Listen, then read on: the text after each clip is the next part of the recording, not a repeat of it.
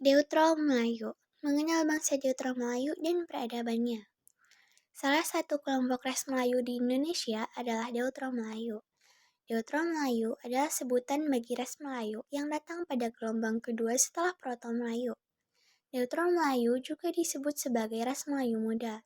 Deutro Melayu diperkirakan datang ke wilayah Nusantara pada tahun 500 sebelum Masehi. Bangsa Deutro Melayu.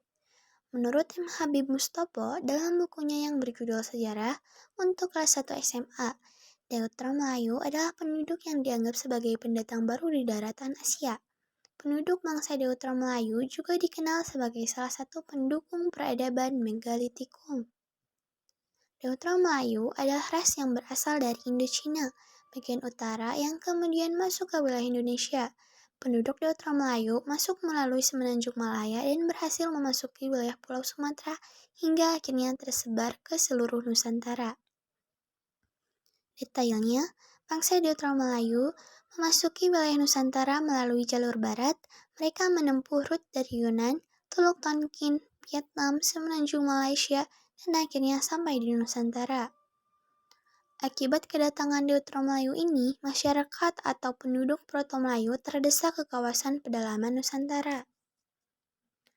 Peradaban Deutro Melayu. Mariana dalam modul Sejarah Indonesia kelas 10 menyebutkan bahwa bangsa Deutro Melayu memiliki kebudayaan dan peradaban yang lebih maju dibandingkan bangsa Proto Melayu. Jika kelompok Proto Melayu masih menggunakan alat-alat dari batu, Neolitikum, bangsa Deutro Melayu telah dapat membuat barang-barang dari perunggu dan besi. Deutro Melayu merupakan ras yang berasal dari Indochina bagian utara yang membawa peradaban dan budaya baru ke wilayah Nusantara berupa perkakas dan senjata besi. Kebudayaan ini disebut dengan kebudayaan Dongson. Karena membawa kebudayaan Dongson, penduduk Deutro Melayu akhirnya disebut sebagai orang-orang Dongson. Peradaban mereka lebih tinggi daripada rasa Proto Melayu. Menurut Sri Traningsih, DKK adalah manusia praaksara dan asal-usul nenek moyang di Indonesia beserta hasil budayanya. Berikut beberapa peradaban bangsa Deutro Melayu, yaitu 1. Peralatan dari logam. Perkakas dan peralatan yang digunakan oleh Deutro Melayu dikerjakan dari logam, bukan lagi dari batu. Peradaban mereka ditandai dengan keahlian mengerjakan logam dengan sempurna. Karena bangsa ini menyebar ke seluruh wilayah Nusantara, alat-alat ini pun turut tersebut dan ditinggalkan di beberapa kepulauan Indonesia, yaitu berupa kapak persegi panjang. Peradaban ini dapat dijumpai di Malaka, Sumatera, Kalimantan, Filipina, Sulawesi, Jawa, dan Nusa Tenggara Timur. 2. Pengolahan tanah. Bangsa Deutro Melayu juga mengalami perkembangan dalam peradaban dan kebudayaan dalam mengelola tanah atau lahan. Dalam bidang pengolahan tanah, mereka mempunyai kemampuan untuk membuat irigasi pada tanah-tanah pertanian yang berhasil mereka ciptakan dengan membabat hutan terlebih dahulu. 3. Pelayaran. Bangsa Deutro Melayu juga dikenal dengan peradabannya di bidang transportasi, yakni pelayaran. Teknologi pelayaran yang dilakukan diperkirakan lebih maju dari pendahulunya, karena bangsa ini telah menguasai ilmu perbintangan yang membantu mereka ketika berlayar. Jalur dan persebaran Deutro Melayu. Deutro Melayu merupakan orang-orang Austronesia yang datang ke Nusantara pada tahun 500 sampai 300 sebelum Masehi. Bangsa ini berhasil melakukan asimilasi dengan para pendahulunya, yaitu bangsa Proto Melayu.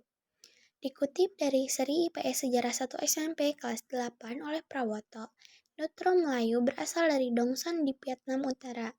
Selain dari daerah Dongson, kelompok Melayu muda ini juga ada yang berasal dari daerah Bachon Ham Nhai di pesisir Vietnam, sekitar Teluk Tonkin. Bangsa Deutro Melayu masuk ke Indonesia melalui jalur barat, yaitu dengan rute dari Yunan, Teluk Tonkin, Vietnam, Thailand, Semenanjung Malaka, menyeberangi Selat Malaka hingga ke Sumatera, kemudian menyebar hingga ke wilayah Nusantara yang lain. Ada beberapa suku bangsa di Indonesia yang termasuk kelompok Deutro Melayu. Suku-suku bangsa tersebut yaitu suku Aceh, suku Minangkabau, dan suku Manado. Selain itu, suku bangsa dari Deutero Melayu juga tersebar di Pulau Jawa dan sekitarnya, seperti suku Jawa, suku Sunda, suku Betawi, suku Madura, dan suku Bali. Ciri-ciri Deutero Melayu. Bangsa Deutero Melayu memiliki ciri-ciri yang berbeda dengan Proto Melayu. Dikutip dari Siap Parliamentary, suku bangsa Aceh dalam kedokteran gigi oleh Komawati. Adapun ciri-ciri Deutero Melayu adalah sebagai berikut. Memiliki ukuran badan pendek, memiliki bentuk dahi membulat, memiliki wajah yang lebar atau bulat, memiliki bentuk mata sipit, memiliki bentuk hidung sedang hingga lebar, memiliki jenis rambut lurus atau berombak, memiliki jenis kulit warna sawo muda hingga sawo matang. Peninggalan Deutero Melayu. Deutero Melayu memasuki wilayah Indonesia dengan membawa budaya yang lebih tinggi, yaitu keterampilan membuat barang perkakas dari bahan-bahan logam seperti perunggu dan besi. Contoh peninggalan Deutero Melayu yang terbuat dari bahan logam, yaitu kapak sepatu, kapak corong, dan nekara.